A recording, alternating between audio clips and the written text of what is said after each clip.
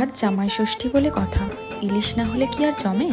ইলিশ ছাড়া যেন সব আয়োজনই অসম্পূর্ণ। আজকের দিনে জামাইবাবুর সম্মান যতটা, ইলিশ মাছেরও সম্মান ঠিক ততটাই। তাই আজ বানাচ্ছি সর্ষে পোস্ত ইলিশ। বাঙালির কাছে ইলিশ শুধু একটা মাছ নয়, একটা আবেগ। বিশেষ করে জামাই ষষ্ঠীর দিনে এর তো গুরুত্ব একেবারেই আলাদা। আজকের দিনটা আসলে শুধু খাওয়া দাওয়া নয়, পরিবারের সবাইকে নিয়ে আনন্দ করার দিন।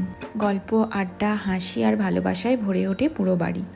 আজ ক্যামেরার ফোকাস কিন্তু একজনের দিকেই, সেটা আর মুখে বলে দিতে হয় না। এই রেসিপিটা দেখেই যেন জিভে জল চলে আসছিল।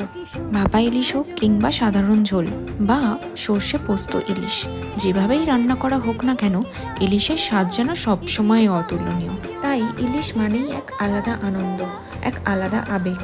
ধোয়া ওঠা গরম ভাতের সঙ্গে ইলিশের সেই স্বর্গীয় স্বাদ এতটাই অসাধারণ ছিল যে কথায় তার বর্ণনা দেওয়া খুবই কঠিন।